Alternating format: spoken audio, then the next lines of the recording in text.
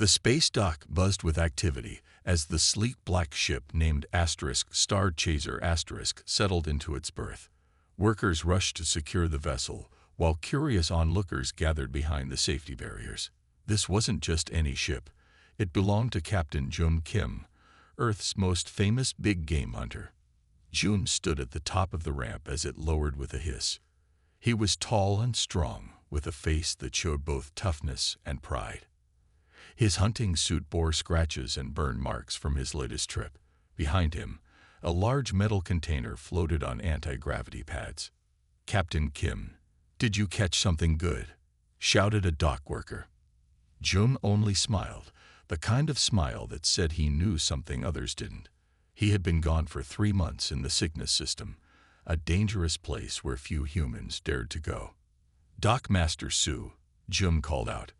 "My cargo needs special handling. Direct path to my transport, no stops." The dockmaster hurried over, datapad in hand. "Of course, Captain, but customs will need tow." "Already cleared," Jun cut in, showing his special hunting permit with the gold Earth government seal. "This specimen is time-sensitive." Inside the floating container, something moved. The metal sides dented slightly, then returned to normal. The crowd gasped and stepped back. "Is it safe?" Dock Master Su asked, eyes wide. "Safe enough," Jun replied. "The restraints are working perfectly." 2 security guards approached with scanning equipment. One waved a device over the container. "Sir, we're picking up brain activity. Advanced brain activity." Jun nodded. "Yes, that's what makes this catch so valuable." The second guard looked nervous. "Captain Kim, is this a Varaxian?" "Those are Class A protected." "We're protected," Jun corrected him. "The treaty changed last year. Limited hunting is now allowed with the right permits." He patted his pocket where the permits were. "Which I have." A sleek black transport vehicle pulled up. Its back door opened wide, revealing a special containment area. Jun directed the floating container inside, then turned to the crowd that had gathered. "Ladies and gentlemen, I'm bringing back the first legally hunted Varaxian leopard in 50 years. By this time tomorrow, it will likely be sold for more credits than most of you will see in a lifetime." The crowd murmured. Everyone knew about Varaxians, the cat-like aliens with blue-tinted fur and minds that could reach into yours. Once a mighty civilization, they were now rare, hunted nearly to extinction by rival aliens long before humans reached the stars. Inside the transport, Jun sat across from the container. When they were alone, he pressed a button. One side became transparent, revealing his prize. The creature was beautiful. About the size of an earth leopard, but with strange, almost geometric patterns in its blue-black fur that seemed to shift when it moved. Its 6 limbs were bound with special restraints that glowed with energy. Around its head was a thin metal band, a telepathic inhibitor. The Varaxian's eyes opened. They were deep amber with vertical pupils that fixed on Jun. There was no animal confusion there, only a clear, calculating intelligence. "You understand me, don't you?" Jun said quietly. The creature did not respond, but its eyes never left his face. Jun's communication device buzzed. The caller ID showed Hannah Kim, his sister. "Jun, are you back? Did you really catch one?" "Hello to you too, sister," Jun said with a small laugh. "Yes, I'm back. And yes, I caught one. The finest specimen you could imagine." "I need to see it," Hannah said quickly. "For scientific purposes." "Of course. Come to my apartment tonight. I'm having a small gathering to show it off before the private auction starts tomorrow."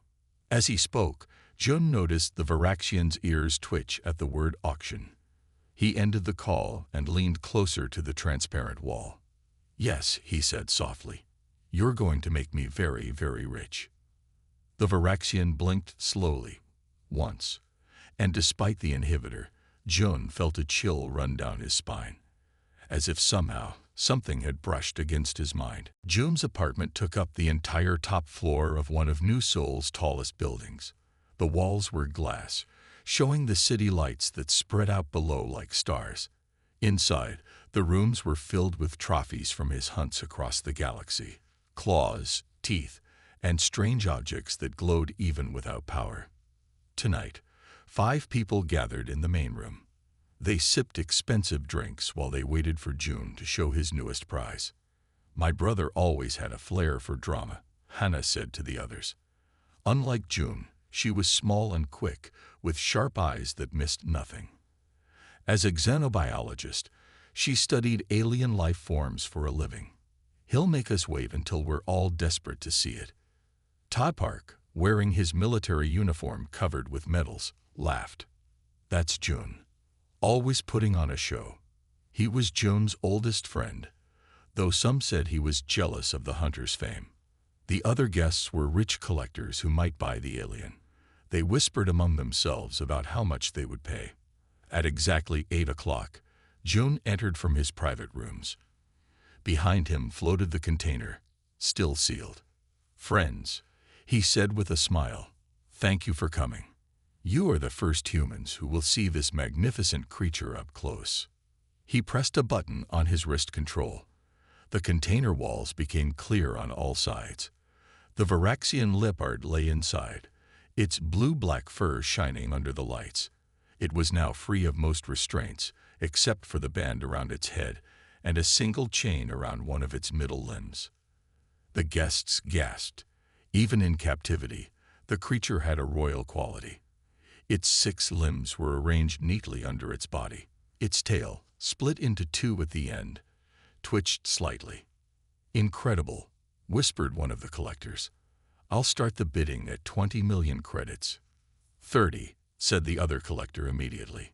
Jun held up his hand. "The auction begins tomorrow. Tonight is just for viewing." Hannah approached the container carefully. "How intelligent is it?" "The research says they have language and technology." "Very intelligent," June answered. "They built starships once, but that was long ago, before they were hunted by the Dracs. Now, they're mostly wild." Tay touched the container wall. "Why keep the inhibitor on? I want to feel its mind." "No," Jun said quickly. "That would be dangerous. Their telepathy is powerful. It could hurt you or trick you." The Leopard's eyes moved from person to person. When it looked at Hannah, she shivered. "It understands us," she said. "Of course it does," Jun replied.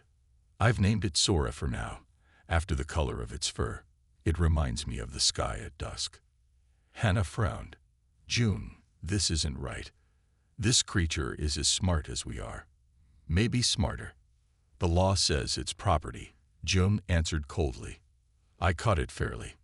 The party continued for another hour. The guests asked many questions, but the Leopard remained still, watching them all with its amber eyes. After everyone left, Jun sat alone in his living room, staring at the container. The Leopard stared back. "You're worth a fortune," Jun told it. "By this time tomorrow, you'll belong to someone else." He thought he saw something like sadness in the creature's eyes. Jun shook his head. He was imagining things. That night, a strange sound woke him from sleep. Jun grabbed his laser pistol and went to the living room. The Leopard was awake. It stood in its container, one paw pressed against the clear wall. It was making a strange pattern with its claw. 3 lines, then a circle, then 3 more lines. "What are you doing?" Jun asked. The Leopard repeated the pattern. Then it looked at Jun and deliberately touched the inhibitor band on its head. Jun stepped closer, fascinated. "You want me to remove it?"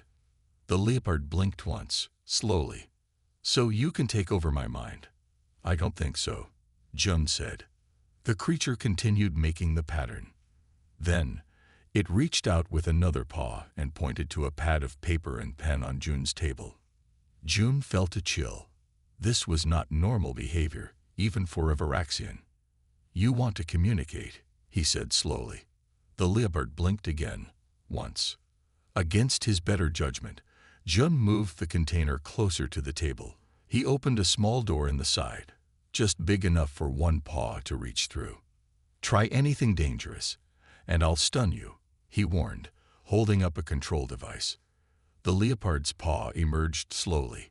It picked up the pen awkwardly and drew the same pattern on the paper. Then, next to it, it drew a simple picture of two beings facing each other with a line connecting their heads. "You want to talk," June whispered. "Mind to mind." The leopard placed the pen down and looked directly into June's eyes. For the first time in his life, the great hunter felt afraid of his prey. June did not sleep for the rest of the night. He sat watching the Varaxian leopard, thinking about what to do. The creature had not moved since drawing the picture, but its eyes followed June everywhere. When morning light filled the apartment, June made his decision. "I must be crazy," he muttered as he checked his stun gun. He set it to maximum power.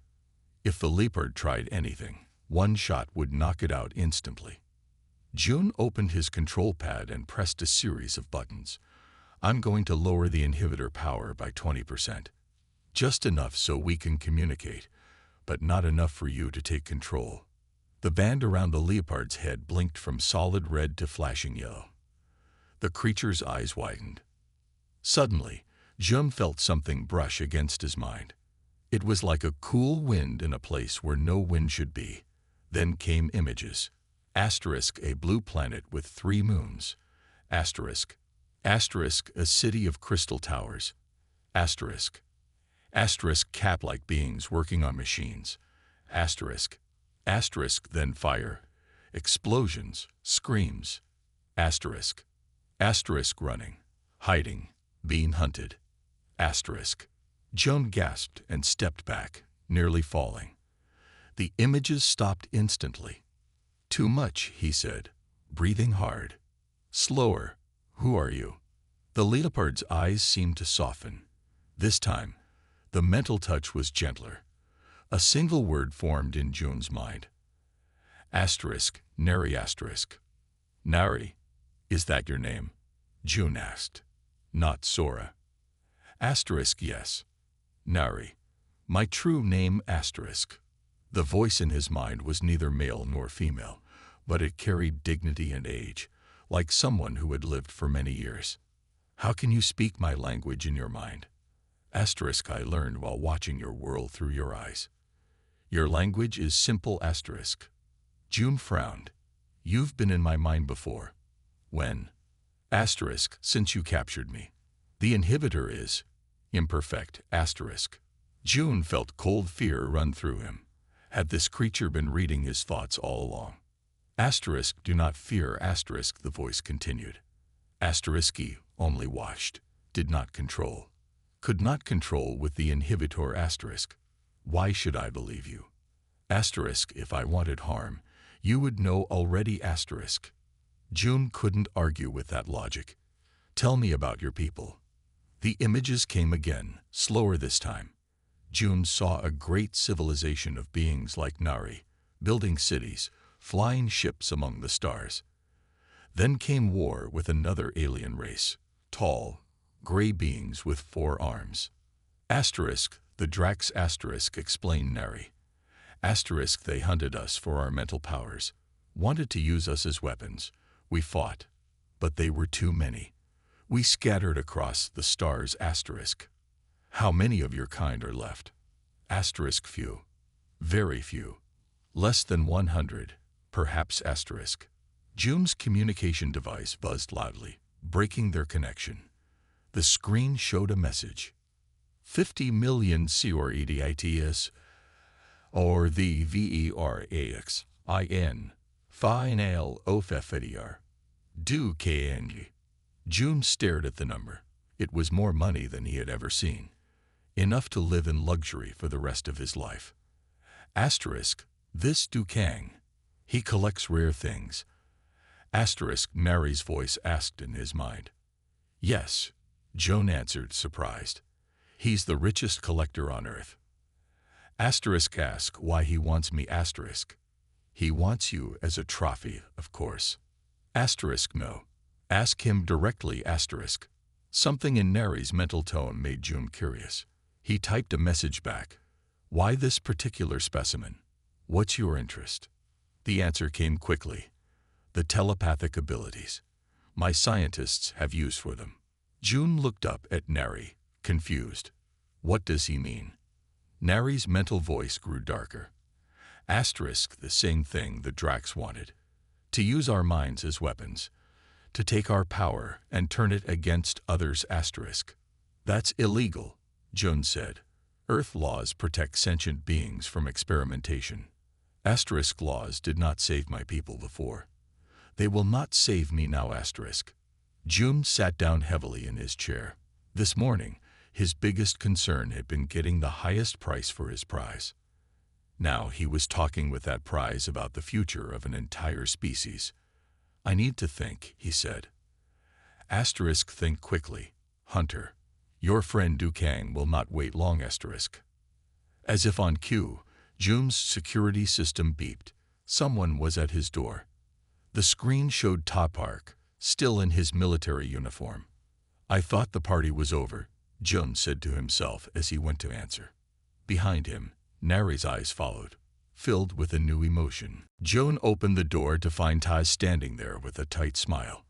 Good morning, old friend, Ta said, walking in without waiting for an invitation. His eyes went straight to the container where Neri sat watching. I heard you received quite an offer from Dukang. News travels fast, June said, moving to stand between Tai and the container. What brings you here so early? Just checking in. The military has an interest in rare specimens too, you know. Ta walked around the room, looking at June's other trophies. 50 million credits is a lot of money. It is, June agreed, keeping his face blank. But I haven't decided yet. Tai raised an eyebrow. What's to decide? It's more money than you've made in all your hunts combined. Asterisk, he works with Dukang. Asterisk, Neri's voice whispered in June's mind. Asterisk, careful, asterisk. June tried not to react to the voice in his head. I have other offers coming in. I want to see how high the bidding goes. Ta nodded, but his eyes were cold. Don't wait too long. Some offers expire. He glanced at his watch. I have a meeting. Think about Dukang's offer. It's the best you'll get. After Tai left, June locked the door and turned to Neri. How did you know he works with Dukang? Asterisk, his mind is open to me. The inhibitor does not block me from reading others nearby. Asterisk. What else can you do that I don't know about? June asked, suddenly worried. Asterisk, many things. But I will not harm you. You are different from what I expected. Asterisk. June spent the rest of the day with Neri. He brought his datapad and showed the Varaxian images of Earth, its cities, oceans, and mountains. In return, Neri shared visions of planets humans had never seen. Asterisk here, asterisk, Neri said, sending an image of a beautiful system with 7 planets. Asterisk, me people have a colony there. Hidden from all maps. Asterisk. How can you show me places you've never been? June asked. Asterisk, our minds connect across space. All Varaxians share knowledge. Asterisk. June was amazed. That's incredible. You could help humans map unknown regions of space. Asterisk, yes. But would humans use this knowledge for peace or for more hunting? Asterisk. The question made June uncomfortable. He changed the subject. Are you hungry? What do you eat? Neri showed him mental images of fruits and small animals. June ordered similar foods from his kitchen unit and opened the container's feeding slot. As Neri ate, June realized something strange was happening. He was starting to care about this creature's comfort. This alien was supposed to be just a prize, something to sell for profit. Now, June was sharing his home and his thoughts with it. I should be preparing for the auction, June said, more to himself than to Neri. Asterisk, will you still sell me? Asterisk, Neri asked. The mental voice was calm, but June felt sadness behind it. I don't know anymore. His communication device buzzed again. Another message from Dukang. Decision time. Offer expires in 3 hours. June stared at the message. 3 hours to decide if he would become extremely rich or what? What was the alternative? Asterisk, I can help you, asterisk, Nari offered. Asterisk, not just with knowledge of space. My mental abilities have many uses, asterisk. Like what? Asterisk, I can sense danger before it happens. I can help you find rare specimens without hurting them. We could work together, asterisk. You want to be my hunting partner? June asked, surprised. After I captured you. Asterisk, better your partner than Du Kang's experiment, asterisk. June had to admit that made sense. He walked to his window and looked out at the city. The sun was setting, painting the sky the same blue-black as Nari's fur. His device buzzed again. This time, it was Hana. Ju Owen. We need to who talk about the VERAXIN. It's important. June took a deep breath. The decision about Neri was getting more complicated by the minute. 50 million credits could buy him anything he wanted, but it couldn't buy him the knowledge that Neri offered. It couldn't buy him the strange feeling of connection he was beginning to feel with the alien. 3 hours, he said aloud. I have 3 hours to decide what you're really worth to me. Neri's amber eyes watched him, patient and knowing, as if the Varaxian already knew what June would choose. Hana arrived at June's apartment 30 minutes later. Her face was worried as she rushed in. June, I've discovered something terrible, she said, out of breath. It's about Du Kang and the military. Before she could continue, Nari's voice filled June's mind with urgent warning. Asterisk, danger. She was followed, asterisk. The door burst open. Ta walked in with 4 soldiers in black uniforms. They all held weapons. I'm sorry it has to be this way, Ta said, not looking sorry at all. But this is now a military matter. June moved in front of the container. What are you talking about? You can't just come into my home with guns. Hana stepped between them. Ta, you promised we could talk to him first. Ta ignored her. Captain Jum Kim, by order of Earth Defense Command, we are taking possession of the Varaxian specimen. The creature's telepathic abilities have been classified as a strategic resource. This is illegal, Jum said. I have all the proper hunting permits. Those permits are now void, Tae replied coldly. Du Kang scientists have discovered something amazing. The Varaxian mind can be used as a weapon against the Arcturian Empire. The Arcturians? Jun was shocked. The Arcturians were the most powerful alien force threatening Earth. For years, they had been pushing closer to human space, destroying any colonies they found. Yes, Ta continued. Lab tests on other captured Varaxians show their telepathic powers can disable Arcturian shield technology. One Varaxian mind can help us destroy an entire Arcturian fleet. Other captured Varaxians. June looked at Neri, whose eyes had gone wide. You said they were nearly extinct. Asterisk, he speaks truth. Asterisk, Neri's voice was filled with pain. Asterisk, me kind has been secretly captured and used. I came to this sector looking for them, asterisk. So you weren't just hunting, Jum said to Neri. You were searching for your people. Asterisk, yes. Then you trapped me, asterisk. Tai laughed. Are you talking to it? Has it been in your mind? He turned to his soldiers. Increased the inhibitor power. Full strength. One soldier stepped forward with a control device. June moved to stop him. But another soldier pointed a gun at his head. Don't be stupid, June, Ta said. This is bigger than you. The future of humanity is at stake. By torturing an intelligent species, that's not humanity's future. That's humanity's shame, Jun said.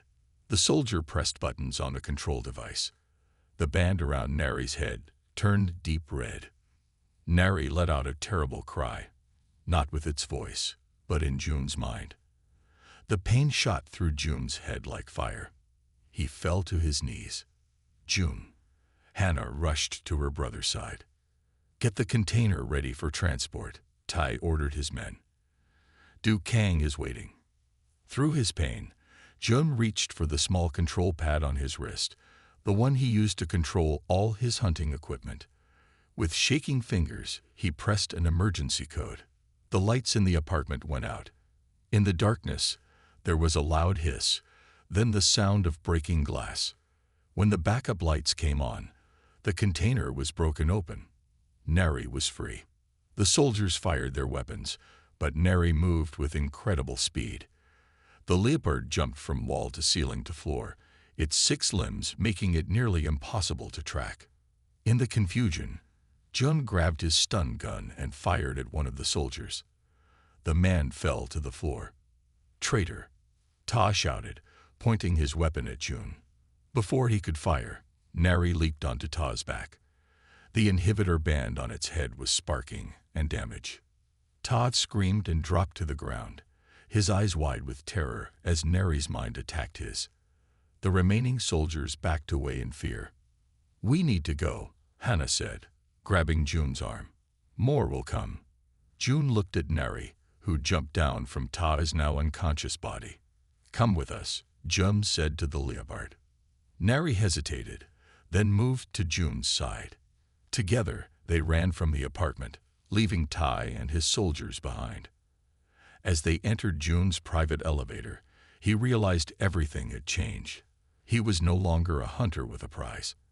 Now he was a fugitive with an alien that the most powerful people on Earth wanted to capture.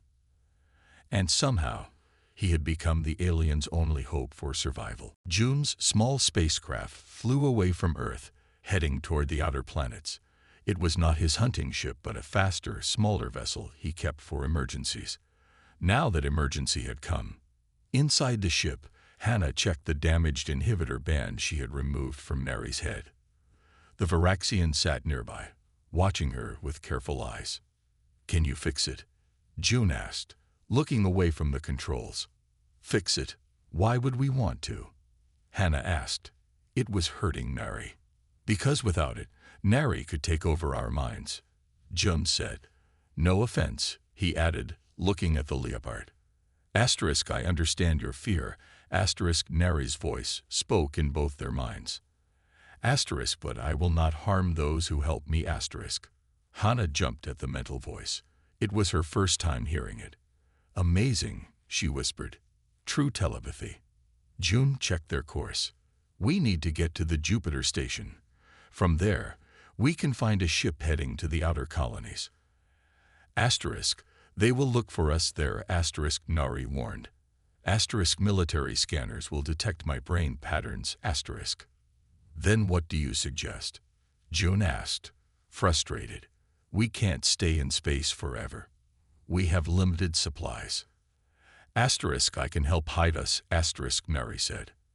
Asterisk, "He can project false thoughts to scanners. Make them see a human ship with only humans aboard." Asterisk. Jun stared at the Leopard. "You can do that." Asterisk, "Yes. My mental powers grow stronger now that the inhibitor is gone." Asterisk. Jun felt uneasy. The creature he had captured was becoming more powerful by the minute. "What's our plan?" Hannah asked. "Where do we go after Jupiter?" "I'm not sure yet," Jun admitted. "I need to contact some old hunting friends. People who can help us disappear." Asterisk, "What about my people?" Asterisk, Nari asked. Asterisk, "The other Varaxians that Du Kang has captured." Asterisk. "One problem at a time," Jun said. "First, we need to get to safety." 3 days later, they approached Jupiter Station. The massive space platform orbited the giant planet, serving as a gateway to the outer solar system. Hundreds of ships came and went each day. "Military patrol approaching," Hannah said, looking at the scanner. "They're hailing us." Jun's hands tightened on the controls. "Nari, can you hide your presence?" Asterisk, "Yes." Asterisk, the Leopard answered. Asterisk, "But I need to be close to you." Asterisk. Nari moved next to Jun's chair and placed one paw on his arm. A strange warmth flowed through Jun's body. The communication screen lit up. A stern military officer appeared. "Unidentified vessel. State your purpose and prepare for boarding and inspection." Jun kept his voice steady. This is Trader Jun Kim with my sister. We're carrying personal goods to the outer colonies. The officer looked at something off-screen. Our scanners show unusual energy readings from your ship. Asterisk, let me help asterisk, Nari's voice whispered in Jun's mind. Before Jun could respond, he felt a strange shift in his thoughts. Words came to his mouth that he hadn't planned to say. "Those are my hunting trophies," he said smoothly. "They're properly preserved and documented. I can show you my permits." The officer frowned. Then suddenly his expression cleared. "No need for inspection. Proceed to docking bay 7. The screen went dark. Jun turned to Nari in shock. "What did you do?" Asterisk, I helped shape his thoughts. Made him see what he expected to see asterisk. "You used me," Jun said, angry. "You controlled me." Asterisk, I guided your words. "To save all of us asterisk." Hana put her hand on Jun's shoulder. "Nari just saved us from being caught." Jun said nothing as they approached the docking bay. He had spent years hunting and controlling animals across the galaxy. Now, for the first time, he knew what it felt like to be the one controlled. As they prepared to dock, a small military ship approached them. "They're scanning us again," Hana said nervously. The radio crackled. "Trader Kim, please identify all passengers and cargo." Before Jun could speak, Nari stepped forward. Looking directly at the communication screen, the Leopard spoke, not in their minds, but with its actual voice. "This is Master Kim's property speaking," Nari said in perfect human speech. "I am his slave, a trained Varaxian assistant. All my papers are in order." The officer on screen looked surprised, then nodded. "Proceed to docking. Have your ownership papers ready." When the communication ended, Jun stared at Nari. "What was that?" Asterisk, sometimes. Asterisk, Nari said in their minds. Asterisk, it is safer to be seen as a slave than as an equal. The universe understands masters and slaves. It fears partnerships between different species asterisk.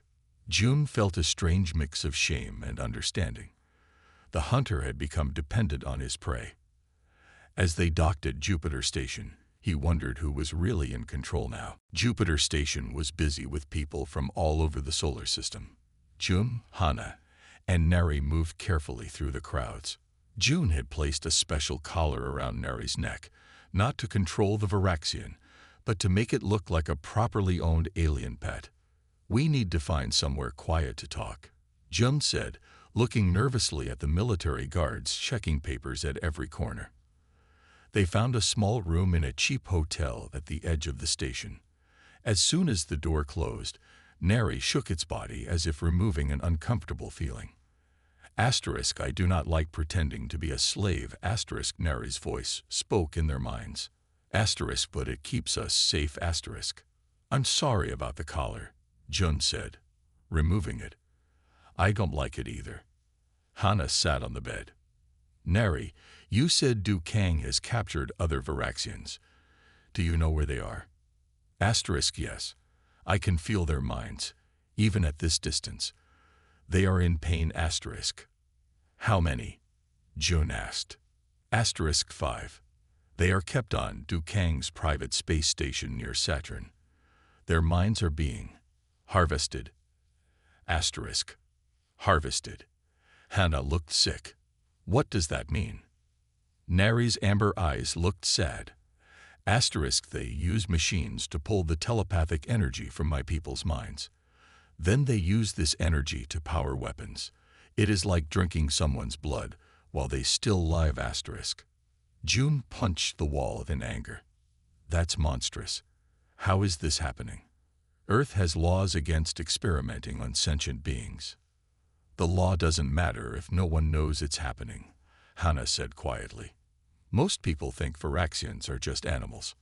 Asterisk, like you did, Hunter asterisk Nari reminded Jun. Jun couldn't meet the Leopard's eyes. "I was wrong. I'm sorry." Asterisk, your apology means nothing to those who suffer. Action means everything asterisk. "You're right," Jun agreed. "We need to free them. But first, I need to know the whole truth. Why were you in the Cygnus system where I caught you? Neri was silent for a moment. Then the Leopard moved to the center of the room and sat down. Its two tails twitched nervously. Asterisk, I must show you something. A memory. My true memory, asterisk. Before either human could speak, their minds were filled with vivid images. A great fleet of ships, filled with Varaxians, fleeing from their burning homeworld. Years of traveling through space, finding new worlds to live on.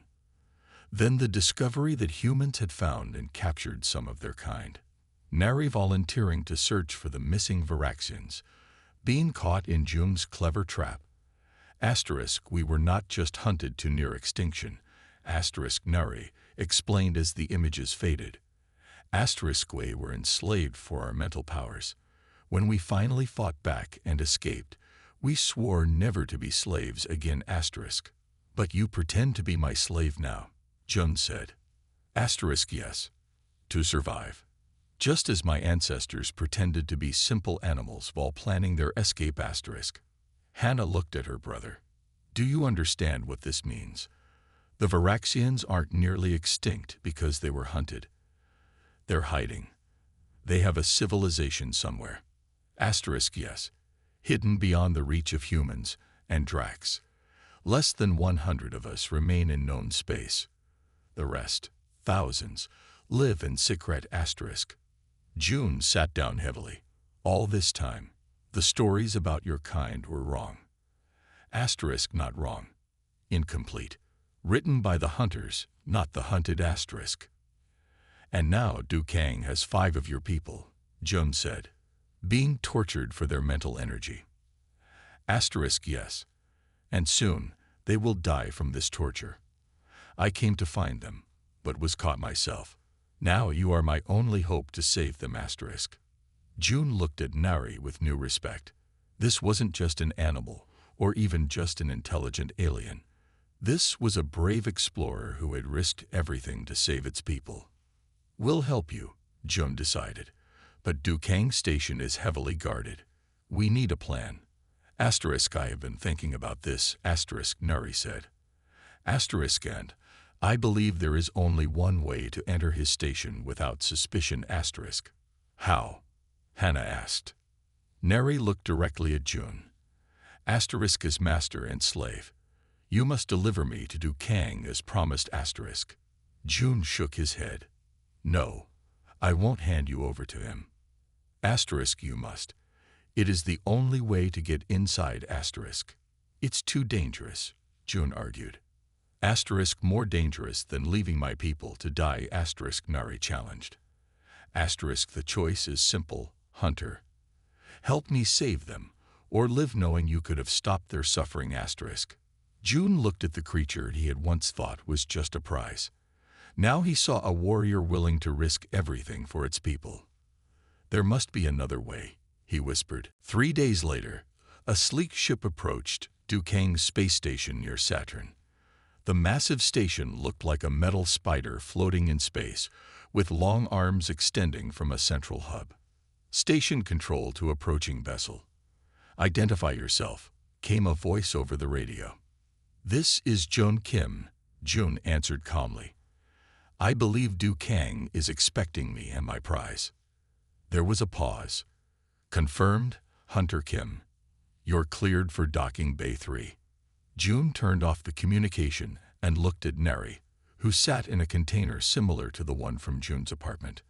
The Varaxian wore a new inhibitor band, though this one was special. It looked real but didn't actually work. Are you sure about this? June asked for the 10th time. Asterisk, yes. Asterisk, Nari answered in his mind. Asterisk, remember the plan. Get me to the lab area. I will find my people, asterisk. Hannah, who had changed her appearance with hair dye and colored eye lenses, checked her fake ID card. I still think I should go in alone. It's too dangerous for both of you. We've been through this, Jun said. I'm the only one Du Kang will meet with directly. You go in as my assistant, find the station maps, and guide us out. Neri finds the other Varaxians. The ship docked smoothly. June took a deep breath. Let's go. 2 armed guards met them at the dock. They checked June's ID, but barely looked at Hana. Their eyes were fixed on Nari. "Mr. Kang is very pleased you reconsidered his offer," one guard said. "He was quite upset when you disappeared. The price wasn't right," June said with a fake smile. "Now it is." They were led through shining metal hallways to a large office. Du Kang sat behind a black desk. He was a small man with perfect clothes and cold eyes. "The great hunter returns," Du Kang said. "He didn't stand up. With my property." "Not yours yet," June corrected. "Not until I see the money." Du Kang smiled thinly. "Of course."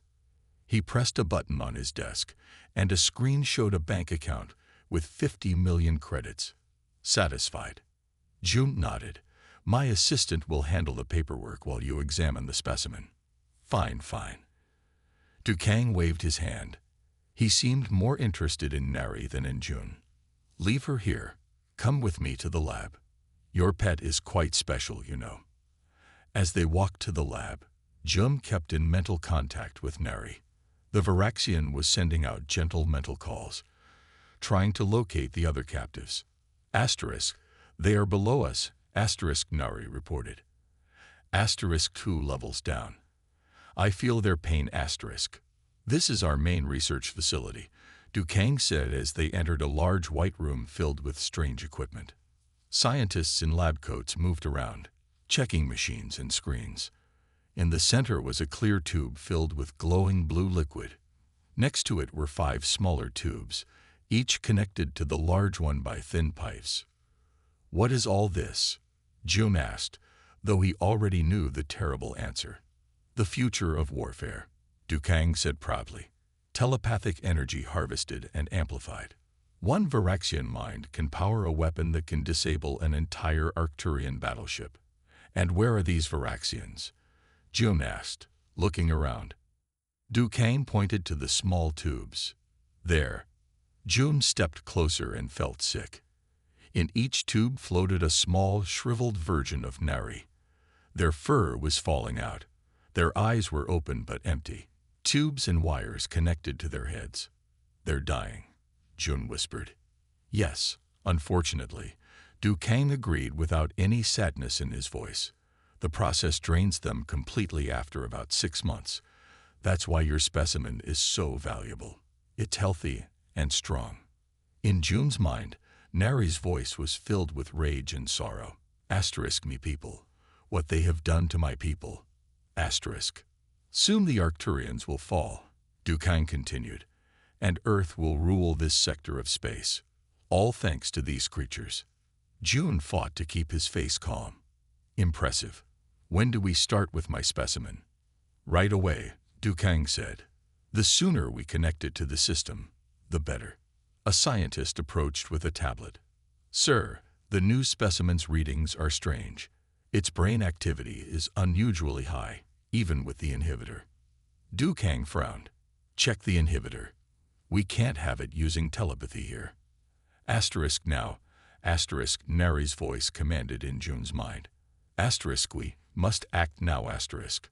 From somewhere in the station, alarms began to sound. The alarms screamed through the station.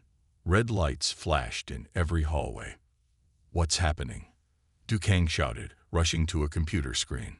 A guard's voice came over the speakers. "Security breach in Sector 7. Someone has accessed the main computer." June knew it was Hana. That was their signal. Du Kang turned to June with suspicious eyes. "Did you bring someone else with you?" Before June could answer, the container holding Nari burst open. The Varaxian Leopard leaped out, its fur standing on end with blue electric sparks. "Guards!" Du Kang shouted, reaching for a weapon in his desk. June was faster. He pulled out his stun gun and fired, hitting Du Kang in the chest. The collector fell to the floor, unconscious. Asterisk, "Free my people," asterisk Nari's voice commanded in June's mind. Scientists ran in panic as Nari jumped from table to table, knocking over equipment. June rushed to the tubes holding the captured Varaxians. He looked for controls to open them. "How do I get them out?" he called to Nari. Asterisk break the glass. The liquid preserves life. They will not die in air asterisk. June grabbed a metal chair and smashed it against the first tube. The glass cracked, then broke. Blue liquid poured out, along with the small, weak body of a Varaxian. June quickly broke the other tubes, freeing all 5 prisoners. Security guards burst into the lab with weapons drawn. "Freeze!" they shouted. Neri leaped in front of June, protecting him. The Leopard's eyes glowed with blue fire.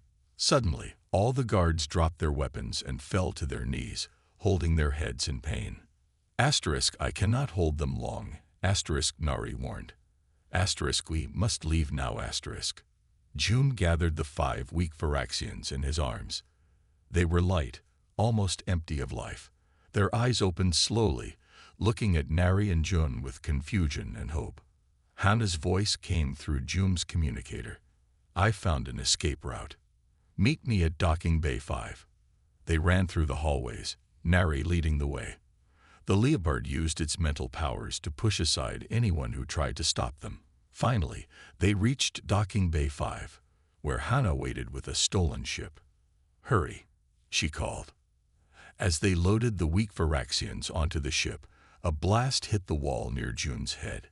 He turned to see Du Kang standing at the entrance, his face twisted with rage, and a laser pistol in his hand. You won't steal what's mine, Du Kang screamed, firing again. Nari jumped in front of June, taking the blast in its side. The Leopard fell with a cry of pain. Nari, June shouted. He fired his own weapon, but missed. Du Kang aimed again, this time at June's heart. Before he could fire, all 5 of the rescued Varaxians raised their heads. Their eyes glowed weakly, but together they focused on Du Kang. The collector screamed, dropped his weapon, and collapsed. June didn't wait to see more. He scooped up the injured Nari and ran into the ship. Hannah closed the door and rushed to the controls. Moments later, they blasted away from the station. 3 months later, June stood before the Galactic Council. Representatives from 20 different species listened as he told the story of what Du Kang had done to the Varaxians. These beings were tortured for their mental energy, June said. Earth must make this right. The council agreed. The surviving Varaxians were given a small moon as a sanctuary. Du Kang was arrested for crimes against sentient beings. The military officers involved, including Ta, lost their positions. On the day the Varaxians were to leave for their new home, June went to say goodbye to Nari. The Leopard had recovered from its wound and stood strong again. I wish you didn't have to go, June said. Asterisk, my people need me, asterisk, Nari replied. Asterisk, but our connection will remain, asterisk. What do you mean? Nari touched its forehead to June's. A warm feeling spread through June's mind. Asterisk, I have created a permanent link between us. No matter how far apart we are, we can always speak to each other, asterisk. So I'll never really lose you, June said, smiling. Asterisk, and I will never lose you, my friend. Once my captor, then my protector, asterisk. Never your master, June added. Nari made a sound like soft laughter in June's mind. Asterisk, perhaps not. But in pretending to be your slave, I found something better, a true ally, asterisk. As the Varaxian ship rose into the sky, June felt Nari's presence in his mind, warm and strong. The hunter who had sought to enslave had instead become forever bound to his former prize, not as master and slave, but as the first human ambassador to a renewed Varaxian civilization. June looked up at the stars and heard Nari's voice one last time before the ship jumped to light speed. Asterisk, the universe is full of wonders, hunter. Next time, let us explore them together, asterisk. The end.